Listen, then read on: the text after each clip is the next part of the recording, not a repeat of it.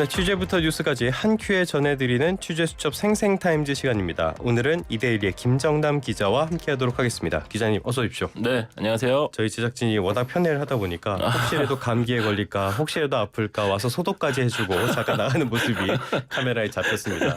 아까 저한테는 뭐 아파서 죽어도 상관없다 그러더니 자르겠다고 하고 네, 굉장한 이 뭐랄까 편애를 느끼고 있는데요. 아무튼 이제 본격적인 이야기로 들어가서요. CES 2025 굉장한 이슈가 되고 있죠. 올해 그렇죠. 화두부터 한번 짚어보도록 하겠습니다. 그렇죠. 뭐 저는 직접 가지는 않았지만 뭐 예. 어차피 이제 취재팀을 꾸려야 되니까 거기 이제 팀장으로 제가 매일 현장을 지켜보고 있는데 아이고 팀장님이시네. 네. 그 올해 이제 그 주제가 다이브인 그러니까 몰입이잖아요. 그 작년에 그 AI 부문이라는 게 처음 신설이 예. 돼서 그러니까 저희가 AI라고 하면 그때 당시만 해도 뭐 생성형 AI, 뭐 챗 GPT 이런 정도의 것을 이해하고 있었는데 그런 PC 안에 있는 그런 정도의 AI다 이렇게 네. 저희가 그냥 그 기술을 그 자체를 좀 논의를 했었었는데 올해는 그 PC 안에 머물러 있는 그 AI들을 밖으로 끄집어내서 그러니까 일상으로 끄집어내서 일상이 좀 접목하는 AI 그러니까 어떻게 비즈니스 모델을 가져갈 것인가 하여튼 그런 것들이 좀 나왔는데 쭉 설명드릴 테지만 네. 예를 들어 뭐 로봇, 뭐 자율주행차 등등 비롯해서 뭐 에너지, 헬스케어 예. 뭐 뷰티 뭐 등등 이렇게 눈에 좀 보이는 AI다 이렇게 좀 설명을 드리면 실감이 나실지 모르겠는데 그게 지금 아주 큰 화두가 되고 있습니다. 네. 우리가 같이 CES 갔던 그럴 때를 생각을 해보면은 당시에 AI라는 거는 사실 거의 단어만 있었던 15년 넘게 전이잖아요. 그러니까요. 지금은 이게 완전히 현실로 거의 그렇죠. 다가오는 그런 그렇죠. 느낌이 듭니다. 그렇죠. AI 황제라고 하면은 역시 젠슨 황 엔비디아 CEO 이분이 기조연설 나선 것도 굉장히 주목을 많이 받았잖아요. 그렇습니다. 이분 이것도 AI의 힘을 보여주는 거라고 봐야 될 것 같은데 무슨 말씀하셨습니까? 그렇습니다. 저희가 예전에 그 CS 많이 갔을 때도 그냥 가전쇼 같은 느낌이 있었는데 네. 지금 CS 거기 계시는 분들 보니까 무슨 젠슨왕 쇼 같은 느낌도 든다 이런 얘기까지 나올 정도로 그의 영향력이 엄청나게 크다고 합니다. 그러니까 요번에 제가 아까 지금 말씀드린 눈에 보이는 AI 그거를 이제 젠슨왕이 네. 그러니까 영어로 피지컬 AI 그러니까 물리적 AI라는 개념을 처음 들고 와가지고 거의 굉장히 지금 산업계 큰 파장이 일고 있는데 예. 엔비디아가 사실은 그 어떻게 큰 회사냐면은 자신들이 만드는 그 AI 가속기라 그러죠. 그러니까 자기들의 GPU에다가 뭐 HBM이나 이런 AI 메모리를 붙여가지고 가속기를 만들어서 그걸 주로 그렇죠, 데이터 센터에 그렇죠. 팔아서 그걸로 지금 수요가 폭발해가지고 이렇게 큰 회사인데 요거를 로봇이나 자율주행차 같은 것을 AI 플랫폼을 만들어서 이거를 쫙 그 플랫폼화 시켜서 자기가 생태계를 예, 예. 주도하겠다는 겁니다. 그러니까 원래 여기는 게임S라고 GPU 만든 회사였는데 그렇죠. 원래 그래픽카드 네. 회사로 알고 있죠 많이들. 이게 갑자기 코인에 쓰이더니 갑자기 AI의 주목을 받고 그렇죠. 세상이 어떻게 될지 모르겠어요 진짜. 그렇죠. 이 지금 AI 로봇 그 개발용 플랫폼 코스모스라는 거 지금 네. 많이 이제 어제 오늘 보도가 좀 나와서 보셨겠지만 엔비디아가 직접 로봇을 만들겠다는 게 아니고 기업들이 로봇이나 자율주행차를 조금 더 쉽게 개발하도록 돕는 그런 코스모스 플랫폼을 무료로 개방하겠다는 예. 그런 겁니다. 그러니까 예를 들자면 이제 현실 세계와 거의 똑같은 그런 3D 가상 세계를 만들어 놓고 거기다 다양한 그냥 사용 시나리오를 시뮬레이션 하면서 로봇이 이제 현실에 있는 것처럼 학습하도록. 그러니까 이제 쉽게 얘기하면 챗 GPT 같은 거는 뭐 네. 예를 들어 여러 가지 뭐 대화나 뉴스 같은 걸 계속 무제한으로 이제 투입을 하면 그거를 이제 걔네들이 학습을 하면서 우리가 어려운 질문을 하면 마치 사람이 얘기하듯이 그렇게 대답을 하는 거잖아요. 네. 근데 가만히 생각해 보면 로봇 같은 거는 물리적으로 우리가 눈에 보이는 거니까 그거는 뭐 손가락을 어느 정도 구부리고 어떻게 해야 될지 얼마나 뭐 걸을 때는 얼마나 움직여야 되고 다리는 어떻게 굽히고 빠르게 걸을 때는 어떻게 하고 그런 것들 다 하나하나 학습해야 되는 거거든요. 그런 암묵적 지식을 가르치는 게 정말 어렵잖아요. 그렇죠. 네. 그런 플랫폼을 여기서 그러니까 시뮬레이션 하는 플랫폼을 이렇게 엔비디아가 제공하겠다는 그런 겁니다. 그래서 젠슨왕이 이번에 아주 이것도 두고두고 회자될 말 같은데 예. 로봇 산업에 챗 GPT 모멘트가 오고 있다. 그러니까 챗 GPT 모멘트라는 게 AI 대중화로 그렇죠. 예, 예. 이해하시면 됩니다. 그러니까 그런 시대가 지금 다가오고 있다. 이렇게 지금 선언을 해가지고 지금 굉장히 많이 지금 그거 산업계에서 좀 반응이 있고 특히 당장 간밤에 지금 젠슨왕하고 최태원 SK 회장하고 회동을 했다고 최태원 회장이 그 기자간담회 통해 밝혔거든요. 예. 그때 이제 젠슨왕과 그 피지컬 AI, 그러니까 물리적 AI에 관련한 의견을 교환했고, 뭐 코스모스 플랫폼을 앞으로도 같이 하면 좋겠다. 이렇게 얘기했다고 이제 전해가지고 좀 화제가 됐습니다. 로봇도 또 새로운 모멘트를 맞았다. 네. 가사 도우미가 될 것인지 아니면 터미네이터 2의 스카이가 될 거지? 이름이 뭐더라? 아무튼 그렇게 네. 될 것인지 뭐 많은 전망들이 나올 것 같습니다. 그런데 예. 젠스왕 CEO가 한국산 GDDR7 D램을 만드는 줄 몰랐다.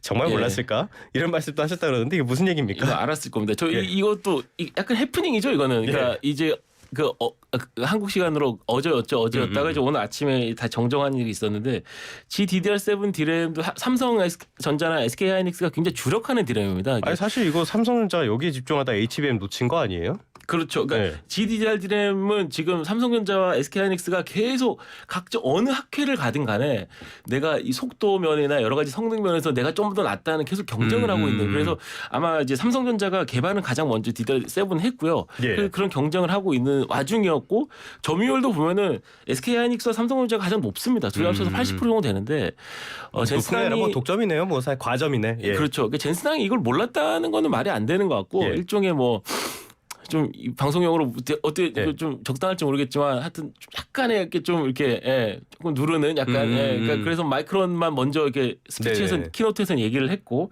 그래서 이제 오늘 정정을 해서 그 초도 그러니까 그 지포스 RTX 그 50 시리즈에는 삼성 GDR 그러니까 GDDR7 D램이 초도로 들어간다 이렇게 정정을 했습니다. 예, 예. 이것도 이게 젠스낭의 영향력이 아무래도 AI 관련된 영향력이 워낙 크다 보니까 좀 제 개인적으로 해프닝으로 저는 생각을 하는데 삼성이나 SK 쪽에서 좀 움찔한 것도 좀 있었을 것 같습니다. 예. 해프닝인데 움찔할 수밖에 없었다. AI 슈퍼컴퓨터 개인용으로도 나온다. 뭐 이런 이야기도 했다고요? 이게 무슨 말입니까? 이것도 아주 주목해봐야 됩니다. 이 프로젝트 디지트라는 그 이름으로 그 키노트 스피치 할 때 얘기를 한 건데요. 이것도 AI 대중화 연장선상에 있는 겁니다. 예. 지금 현재 AI 시장이라고 하면은 그러니까 데이터 센터 같은 그런 대규모 인프라를 구축할 수 있는 기업들 중심으로 다 수요가 형성이 돼 있거든요. 그 엔비디아의 AI 가속기라는 것도 주로 이쪽에 지금 다 팔리고 있는 그런 네네네. 상황인 거죠. 근데 이거를 책상에 놔두고 그냥 쓸 수 있는 개인용 컴퓨터로 확대를 하겠다는 겁니다. 그러니까 이 프로젝트 디지체는 뭐 당연히 초소형 칩도 들어가고 이렇게 하는데 예. 이 칩을 그 젠스낭이 출시하는 거를 올해 5월이라고 지금 명시를 발표했거든요. 나온다는 거네요, 진짜. 그렇죠. 예. 그러니까 개인용 AI 슈퍼컴퓨터를 만나는 날이 머지 않았고 예. 가격이 한 3,000달러대라고 하니까 한 400 한국 돈으로 한 4,500만 원 정도? 이 정도니까 칩이 그 정도다. 아니요. 그 컴퓨터 전부 다 자체가 세트다. 그렇죠. 그러니까 뭐 예를 필요하신 들자면 분은 살만하겠네 이 정도. 그러니까 연구원 같은 분들이라든가 뭐 개인도 얼마든지 쓸 수 있고 대학생들이나 대학원생들 아니 뭐 자영업자들 이런 분들한테 초기에는 수요가 좀 생길 것 같고 나중에 좀 시간이 지나면은 우리가 쓰는 PC들도 다 이런 PC들로 더 이제 그 대체가 될 수 있는 그런 가능성도 있어 보입니다. 참 진짜 영향력이 대단한 분이 말씀을 많이 하셨는데 뭐 또 간밤에는 양자컴 아직 멀었다 이런 말씀하시니까 아이온큐 주가가 40% 넘게 빠지고 굉장한 영향력을 보여주는 것 같습니다. 자 이번에 말씀하신 것처럼 화두가 된 게 로봇 산업이 된 것 같아요 이번에는 또 로봇 산업 다른 회사들은 어떻게 대응하고 있습니까? 정말 로봇 산업 아까 뒤에 제가 이제 혹시 시간이 될지 모르겠지만 중국 회사들도 좀 많이 했지만. 이 삼성전자 그래도 우리 한국 회사니까 좀 설명을 좀 드려볼게요. 이 볼리라고 저번에 작년에 CES 때 이제 그러니까 뭐랄까 그 집사 반려 로봇 집사 로봇이라는 동글동글해가지고 굴러다니는 그 로봇 그걸 이번에도 다시 좀 업그레이드된 버전을 그 발표를 했는데 오는 한 5월 6월쯤에 출시하겠다 이렇게 밝혔고요. 그 로봇 산업이라는 게 궁극적으로는 지금이야 뭐 이제 집사 로봇, 반려 로봇 이런 것들이나 아니면 산업용 로봇 이렇게 얘기 많이 하지만 뭐 엔비디아도 그렇고 뭐 테슬라 같은 데도 그렇고 삼성전자도 그렇고 궁극적으로 이제 휴머노이드 로봇 쪽으로 쭉쭉 가고 있는 그런 초기 단계라고 보시면 됩니다. 그래서 삼성전자 같은 경우도 얼마 전에 이제 보도가 나왔지만 로봇 전문 기업이죠. 그 레인보우 로보틱스의 최대 주주가 올랐고 아주 그 직속으로 뭐 관련 그 조직까지 만들어서 여기 좀 드라이브를 걸겠다. 이종 회장도 굉장히 관심이 많기 때문에. 근데 이게 작년부터 이미 이제 삼성 넥스트라는 그 투자 전문 자회사가 있는데. 벤처 캐피탈. 그렇죠. 거기는 이제 뭐 예를 들어 뭐 아까 제가 말씀드렸지만 뭐 손가락 뭐 어떻게 움직이는지에 대한 그런 것들 여러 가지 학습시키는 그런 그 스타트업이죠. 뭐 네. 에이딘 로보틱스라는 회사도 있고 V심이라는 회사도 있고 여러 가지 회사들의 지금 기술 투자를 이미 한 상태고요. 예. 삼성 벤처 투자 같은 것도 여러 가지 이제 플랫폼 기업들을 지금 투자를 한 상태인데 이 로봇 같은 경우는 이제 그 넥스트 빅테크라고 이미 미국에서는 그 테크 그러니까 빅테크 회사들이 가야 할 방향 로봇이다라고 예. 많이 그러니까 우리가 얘기하는 그 AI 기술들의 총합 총체 그러니까 AI 기술을 담는 어떻게 보면 거의 궁극적인 그 플랫폼으로서 로봇을 많이 얘기를 하고 많이 지금 주목을 받고 있는 그런 상황인 것 같습니다. 굉장히 좀 개인적으로는 좀 기대가 되기도 하고 우려도 선택하기도 되죠, 하고. 사실 우려도 되죠. 예. 그런 부분들이 있습니다. 조금 전에 중국 말씀을 해주셨는데 이번에 CES 언제나 매년 될 때마다 중국의 공습이 강해졌다 이런 그렇죠. 보도들이 나왔었거든요. 올해는 어떻습니까? 그 저희 예전에 같이 갔거나 예. 출장 갔을 때도 보면 그때도 자꾸 그랬잖아요. 얘기하면 이제 꼰대 얘기 들어야지 그만. 그러니까 그때는 뭐 TV 큰 거, 뭐 TV 좀 그렇죠. 따라하고 뭐 컴퓨터 뭐 이런 거였는데 지금은 제가 이런 얘기를 여러 번 들었지만 예. 중국이 테크 쪽에서는 한국을 이미 앞서고 있는 것 같습니다. 그러니까 이게 캐치업의 수준이 아니고요. 단순히 따라잡은 정도가 아니다. 예, 한국을 이미 앞서고 있는 산업 강국이 아닌가 싶었는데 그 TCL이라는 회사 뭐 잘 아시겠지만 거기 예. 뭐 예를 들어 뭐 타워형으로 나란히 놓인 뭐 냉장고 건조기, 뭐 QD LED TV 이런 것들은 당연히 한국 제품하고 크게 다를 게 없고요. 뭐 둘 다 최고급일 테니까. 그렇죠, 예. 그렇죠. 그리고 아까 제가 말씀드렸던 로봇, 그 대형 로봇, 헤이 에이미라는 네. 로봇을 TCL이 이번에 그 공개적인 전시회에서 처음 이제 전시를 했는데 하이 이거- 에이미. 헤이 에이미. 예. 그래서 요것도 삼성전자 볼리 뭐 이런 거하고 사실 크게 뭐 다를 게 없죠. 거의 비슷하게 같이 가고 있다고 보시면 됩니다. 예.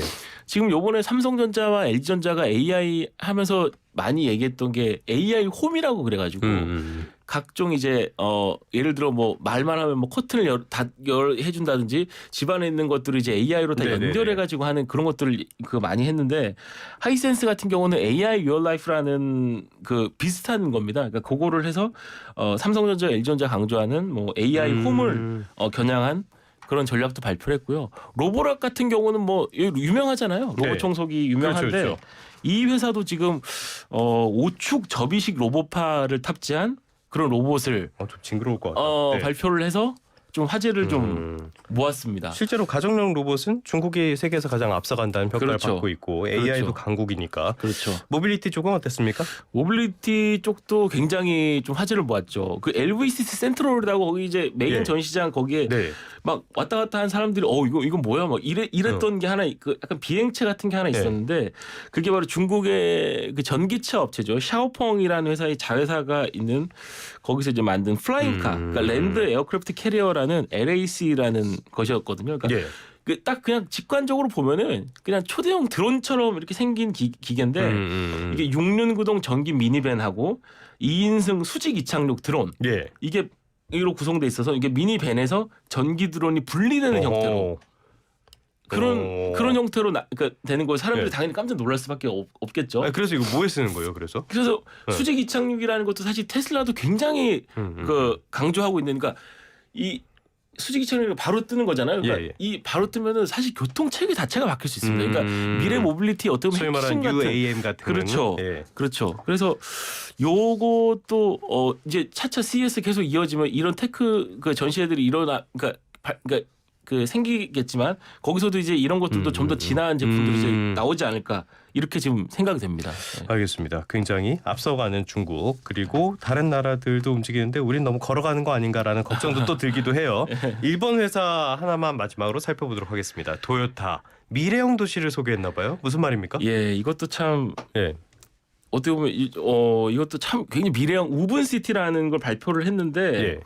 그러니까 쉽게 얘기해서 뭐 AI, 뭐 로봇, 자율주행 이런 것들을 다 도시 안에 넣어서 어떻게 보면은 약간 실험실 비슷하게 지금 미래형 도시를 만들고 있는 그런 겁니다. 그러니까 예를 들어 뭐 늦은 밤에 뭐 보디가드 막 드론이 집 앞까지 데려다 준다거나 네. 아니면 뭐 로봇이 막 반려견처럼 따라다니면서 노인의 건강을 다 챙겨주고 아니면 뭐 밤에 이제 어둑어둑해지면 운동 나가면은 뭐 개인용 드론이 머리 위에 따라오면서 막 조명을 비춰주기도 하고 뭐 예. 이런 식으로 다 이렇게 AI로 다 이루어지는 그런 건데 요번에 도요타 그 아키오 회장이 오픈시티 프로젝트 중간 결과를 발표하면서 네. 살아있는 실험실이라고 얘기를 했고 5년 전에 이미 요 계획을 발표를 했는데 5년 만에 다시 돌아와서 지난해 12월에 이제 1단계 건설이 끝났음을 이제 알린 그런 것입니다.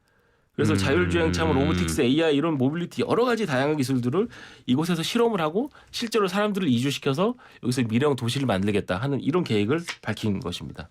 굉장히 얘기만 들어도 멋있을 것 같긴 한데 잘 모르겠습니다. 어떻게 될지는. 예, 아무튼 뭐 예. 시대가 지나면은 많은 것들이 현실화가 되겠죠. 네. 이럴 때 우리나라 기업들이 잘 보이지 않는다는 거 굉장히 좀 뼈아픈 부분이 아닐까 싶고 이거를 지원해줄 정부의 역할이 그것도 역시 보이지 않는다는 점도 굉장히 네. 좀 아쉬운 부분이 아닌가 싶습니다. 네. 이데일리 김정남 기자와 함께 CES 2025에 대한 이야기 나눠봤습니다. 오늘 말씀 고맙습니다. 네, 감사합니다.